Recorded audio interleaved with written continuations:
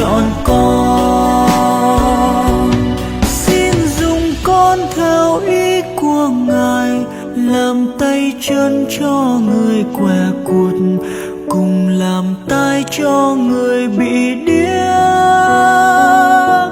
Xin dùng con theo ý của Ngài, làm đôi mắt cho người bị mù, làm tiếng kêu cho người bị oan.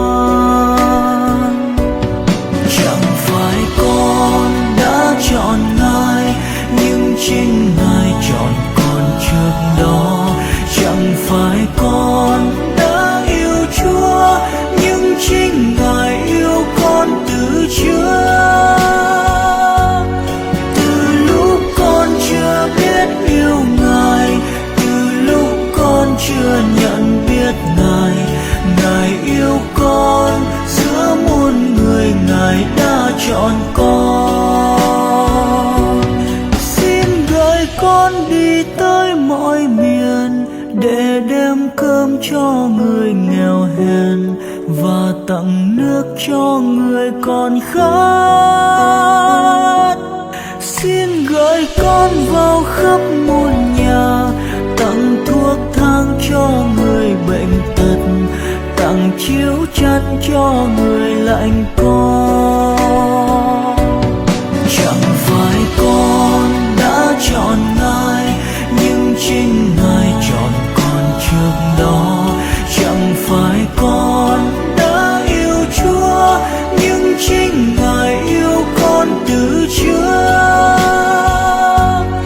Từ lúc con chưa biết yêu Ngài, từ lúc con chưa nhận biết Ngài, Ngài yêu con, giữa muôn người Ngài đã chọn con.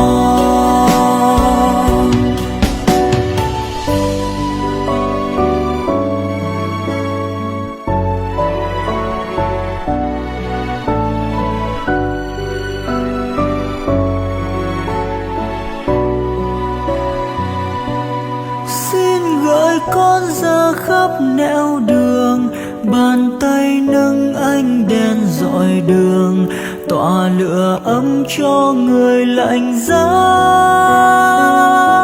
Xin gửi con ra khắp nẻo đường, cảm thông chia vui buồn phận người, và sớt chia cho đời niềm vui.